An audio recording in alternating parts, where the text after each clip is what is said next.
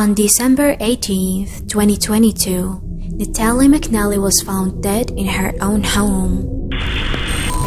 Help! Natalie was 15 weeks pregnant when she was stabbed to death heartlessly, and the person accused of the murder is a YouTuber named Stephen McCullagh. So what happened is, the night of Natalie's murder, Stephen went live on his channel. But how could McCullagh have possibly killed her when he was actually streaming from his home at the same time of Natalie's murder? Who is Stephen McCullagh? Well, Stephen McCullagh was a part-time assistant audience editor and moonlighted as a YouTuber. He founded his channel on October 2015 and went by the name VoteSex07. This channel was actually on reviewing content and collectibles from the British sci-fi series Doctor Who. Years, Playmobil have been taking that big leap from producing kids' toys to producing kids' toys. Stephen was obsessed with collecting figures and reviewing them to his viewers, who were over 34,000. A well-known mode of transport for 007, it's popped up again and again throughout the 60s. Somewhere along the way, subscribers went from just viewers who invested in Stephen's content to the man behind it. Streak going strong. Well, only one. This connection the viewers had to Stephen went so far when his mom passed away, where everyone mourned with him in the comment section. Long after, the YouTuber started uploading videos again, so the viewers had not to worry about him any longer.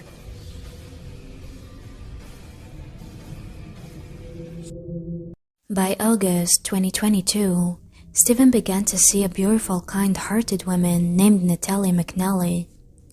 Although their relationship was still in its early stages, they received surprising news when Natalie revealed that she was pregnant, and both were extremely happy and thought this baby would take their relationship into another dimension. In fact, Natalie couldn't be happier and decided to announce her pregnancy on Christmas Day, but tragically, everything fell apart. It was December 18th when Natalie went back to her home in the Silverwood Green area of Lurgan around 7 p.m, where she decided to spend the night alone, as Stephen had informed her that he would be off streaming. Why not? I'm gonna do a live stream, because this day next week is Christmas. What more could you want for Christmas? Around 9 p.m, women's screams were heard by the neighbors, where the murder took place. And by the next day, Stephen, who had not heard from Natalie, had become concerned. So he decided to visit her to assure she was alright. Unfortunately, Natalie was not breathing at all and covered with blood. Tragically, both her life and her unborn child had been taken. And since Stephen was the first who discovered the crime, he was also the first who reported it to the police. When the police arrived at the crime scene, Stephen claimed that he knew who did it and started pointing out the finger at her ex. And this was a big red flag and a reason why boyfriends make a prime suspect. And so, law enforcement arrested Stephen and charged him with murdering Mrs. McNally on a date between December 17th and 20. The YouTuber, however, turned to have an airtight alibi and told the police that it couldn't end up in him because he was live streaming. And yes, we all know that Stephen informed Natalie that he was going to be streaming that night, and it was already announced on YouTube and Facebook. But as officers verified the stream had lasted until midnight, well, after Natalie's estimated time of passing, it was impossible for Stephen to be in two places at once. So the boyfriend was released, and by December 24th, police announced publicly that he was no longer a suspect. You think, God, how are we ever going to face these days without her? And there, all our presents we had for her all wrapped up, they're all upstairs, and you look at them and heartbreaking. Natalie was given a terrible death, It wasn't a simple stabbing, it was a wild attack that left her body unrecognizable and left everyone terrified, thinking that the murder was still among them. The McNallys were in pain for their daughter's murder and did everything to prevent Natalie's case from going cold. With this CCTV footage made public, and the Crime Stoppers offered $20,000 reward for any information leading to an arrest and conviction. Stephen likewise was really crushed by the tragedy and posted on Facebook that 2022 was the worst year of his life. But what's really confusing, the video he uploaded on YouTube just the day after his girlfriend's murder, Hello YouTube viewers and random Star Wars fans. Where the viewers in the comment section felt betrayed by Stephen McCullagh, who didn't sound affected by Natalie's murder. Maybe Stephen read the comments and decided to post on Facebook that 2022 was the worst year of his life. In fact, this doesn't even deserve one of these super cool turntable shot thingies, so I'm shutting this down right here, right now. Welcome to one of the worst things I have ever reviewed.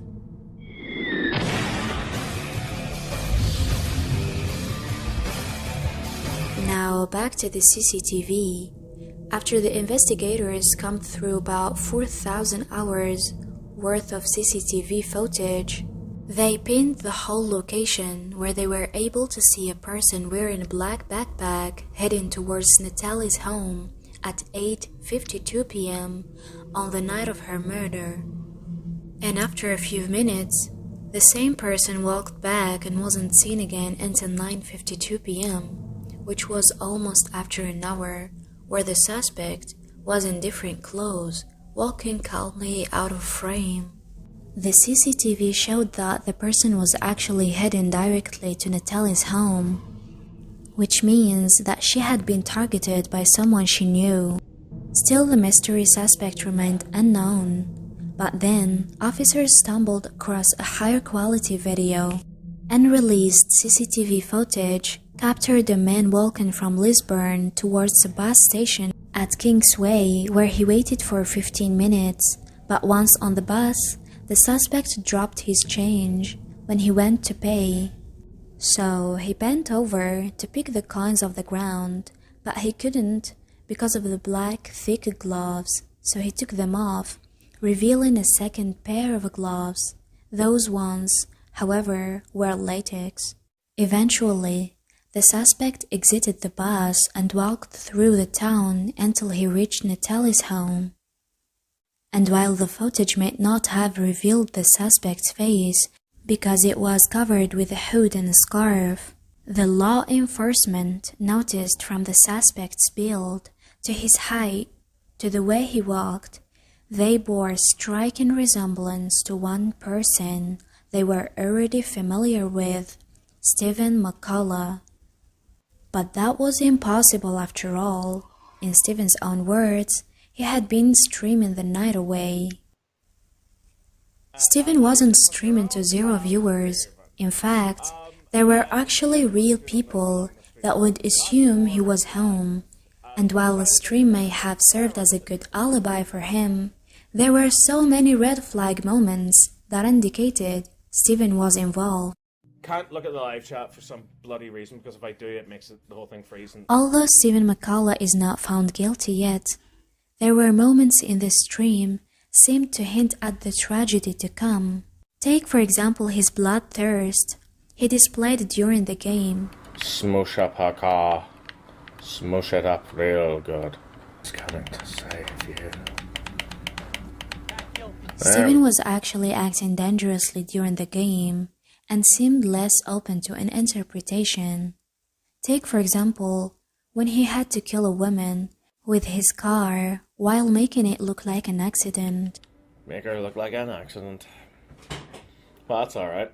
I've made my entire life look like one. Perhaps Stephen was a good guy and sweetheart as he claimed to be.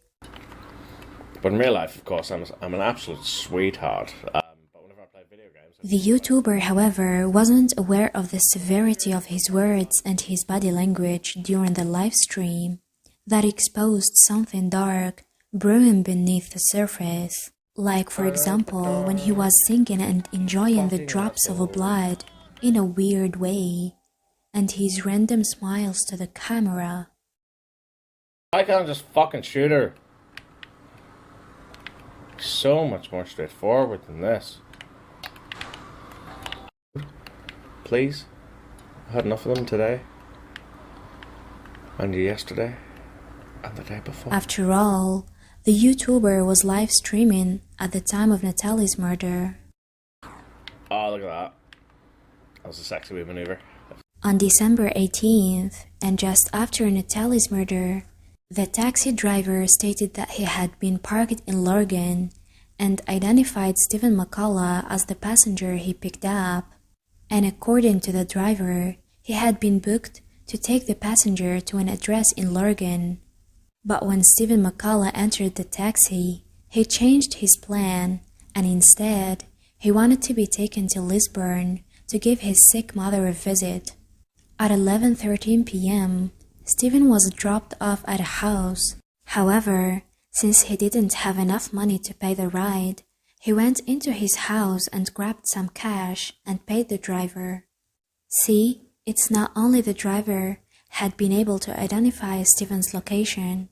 Also, the taxi GPS tracking data displayed that Stephen McCullagh had been dropped off at that time near his house.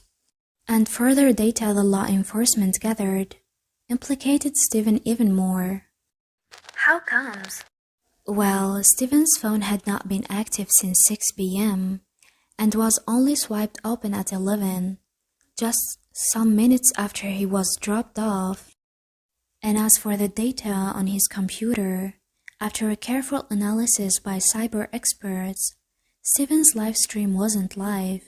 In fact, it was a pre-recorded video, which was easy to notice from the double checks that he was still live to him mentioning that he won't be able to read chat for a variety of technical reasons. I can't check the live chat, which is a real shame. So, by all means, talk amongst yourselves.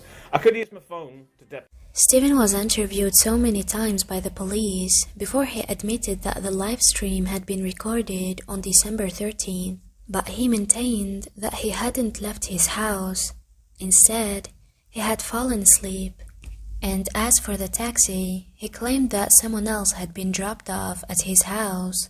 Again, the YouTuber was arrested on January 31st, 2023, and on February 2nd, he was formally charged with the murder of Natalie McNally. See, it's easy enough to tell that Stephen McCullagh took his pregnant girlfriend's life due to many red flags, but still the reason behind his behavior is a mystery. After analyzing Natalie's phone data, the prosecution believed they had found the answer and claimed that Stephen McCullagh found out Natalie was communicating with another man and exchanged 33 WhatsApp messages 3 days before her murder. Indeed, a family member confirmed that Natalie had given her passcode to Stephen when she was spending the night in his house a month before her murder. Again, the data showed that Natalie's Twitter and WhatsApp were opened without exchanging any messages during that time, which means that Stephen McCullagh had made a very careful search on her phone. But he didn't decide to take his girlfriend's life right away. Instead, he had planned for her murder and searched for the most painful way to die a week before Natalie's murder. And yeah, it was confirmed by the prosecution that Stephen McCullagh had searched whether shooting in the head or the heart is more painful. Despite all the red flags that indicate Stephen is not innocent, he hasn't been found fully guilty yet. But I can't imagine that Stephen McCullagh is not the one who committed this crime, because there is just an overwhelming amount of evidence against him that shocked his viewers and his friends.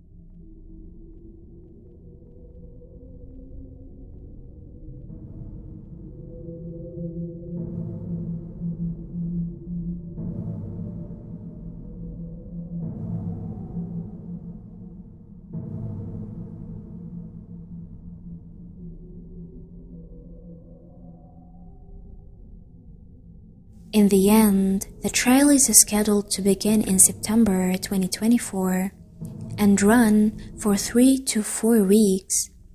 So we wish the best for the McNally's family, and we hope that justice served here.